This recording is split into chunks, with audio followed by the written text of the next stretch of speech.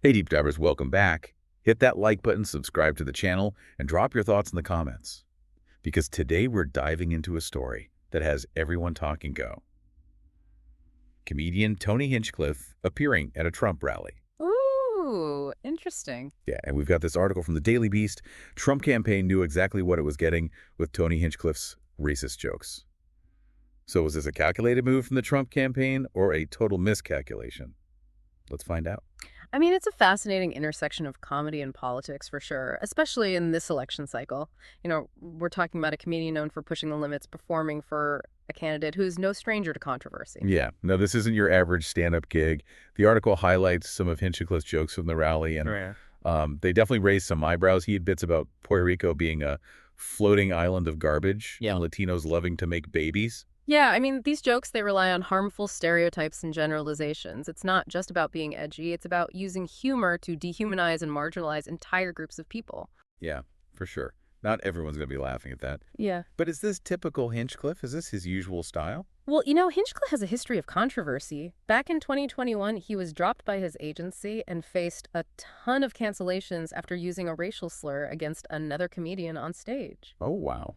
Yeah, and instead of apologizing, he doubled down, suggesting it was some kind of orchestrated attack against him. He never apologized. Nope. In fact, he even said in an interview earlier this year that comedians should never apologize for jokes.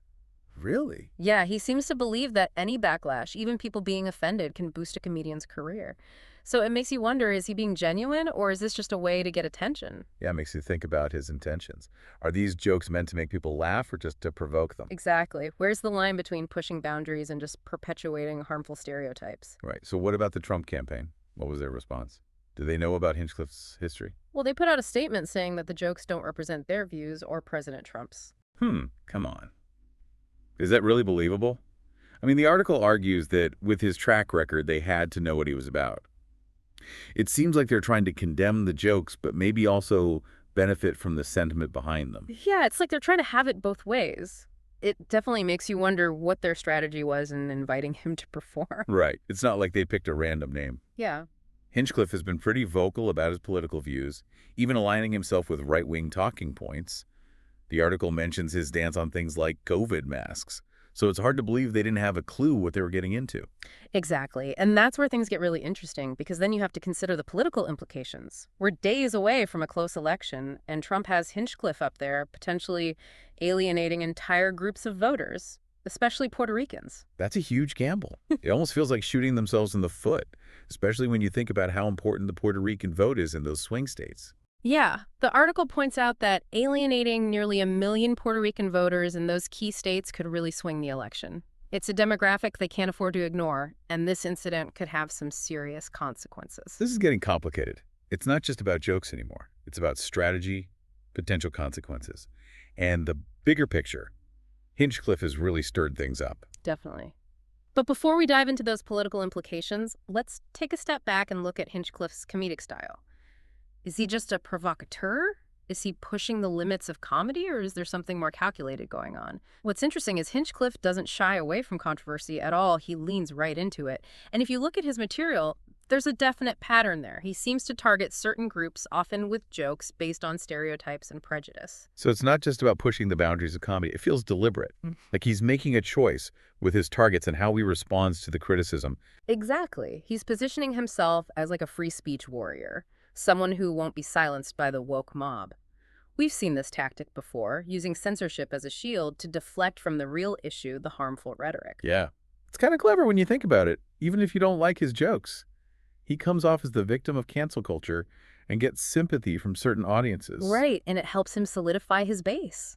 The people who see him as this fearless truth teller who's not afraid to say what everyone's thinking, it creates this us versus them dynamic where if you criticize him, you're the enemy. Which brings us back to the Trump campaign.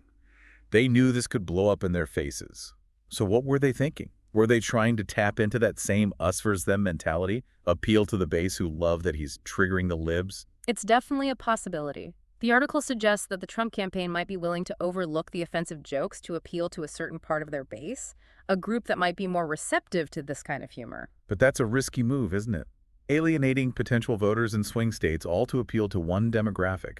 Seems like they're playing with fire. Yeah, it's a big gamble. Yeah. And it kind of reflects a larger trend in politics where divisive rhetoric and appeals to fear and anger are becoming more and more normal. So is this the new normal? Is Mm. this what we can expect? Offensive humor being not just tolerated but encouraged in campaigns? It's a worrying trend, for sure, and something we need to be aware of because normalizing this kind of language can have real consequences. It creates an environment where hate speech and prejudice are just brushed off as entertainment or politics. It also sets a bad example. If politicians can use offensive humor to win votes, it really undermines the idea of respectful debate and reasonable discussion. Exactly. It becomes less about policy and ideas and more about personal attacks and emotional manipulation. That's not good for any democracy. So what can we do? How do we push back against this and make sure our political conversations stay civil and productive? It's a tough question, but I think it starts with education and awareness. We need to be critical of the information we're taking in and recognize the power of language and the potential harm of offensive humor. And we have to hold our leaders accountable for what they say and do. Demand better from them. We also need to support the people who are speaking out against hate and intolerance. Yeah. Give them a platform and create a counter-narrative to all the divisive rhetoric that's everywhere. And we need to be willing to talk to people who see things differently. It's easy to stay in our own bubbles and demonize anyone who disagrees. But real change only happens through dialogue, understanding, and finding common ground. This deep dive has really opened my eyes. We went from one comedian's jokes at a rally to a much bigger conversation about the state of our society and our values. It's a lot to think about, but it's a conversation we need to have. Absolutely. It's a conversation that needs to continue even after this deep dive. We all have a part to play in shaping the future of our political discourse and creating a more just and fair society. Okay, so we've talked about the jokes, the strategies, the ethics, but what about the big picture? What kind of lasting impact could this Hinchcliffe thing have on politics and beyond? It really feels like they've opened a can of worms here. Will this embolden other comedians to follow suit? Use offensive humor to get attention and align themselves with certain political groups? I mean, it's definitely possible. Success, even controversial success, can be a big motivator. We might see more and more comedians pushing the limits, testing to see just how far they can go. And what about the impact on how we talk about politics? Could this make it even harder to have real conversations about important things if offensive rhetoric becomes the norm? That's a valid concern. When inflammatory language becomes so common, it can kind of numb us to its effects. We get used to it. And that creates this environment where hate speech and prejudice are just dismissed as entertainment or politics. It also sets a dangerous precedent. You know, if politicians can get away with using offensive humor to appeal to certain voters, it really undermines the whole idea of respectful debate and rational discussion. Absolutely. It shifts the focus away from policy and ideas and towards personal attacks and emotional manipulation, which is not healthy for a democracy. So where do we go from here? How do we counter this and make sure our political conversations stay civil and productive? It's a complicated problem, but I think it starts with education and awareness. We need to be critical of the information we're consuming and understand the power of language, the potential harm of offensive humor. We need to hold our leaders to a higher standard and demand better from them. And we need to support the people who are speaking out against hate and intolerance, amplify their voices, and offer an alternative to the divisive rhetoric that's become so common. It's also important to talk to people who have different views. You know, it's easy to just stay in our own bubbles and demonize anyone who disagrees with us. But real progress only comes from dialogue and understanding, finding some common ground. Wow, this deep dive has been a real journey. We started with a comedian and a political rally and ended up talking about the state of our society and our values. It's a lot to process, but I'm glad we had this conversation. Me too. And this conversation needs to continue even after this deep dive. We all have a responsibility to shape the future of our political conversations and build a more just and equitable world. Well, deep divers, that's all for today. We explored some tough questions and tackled some complex topics, but I hope it got you thinking and maybe even sparked some meaningful conversations. Don't forget to like, subscribe, and let us know your thoughts in the comments. Until next time, stay curious and keep diving deep.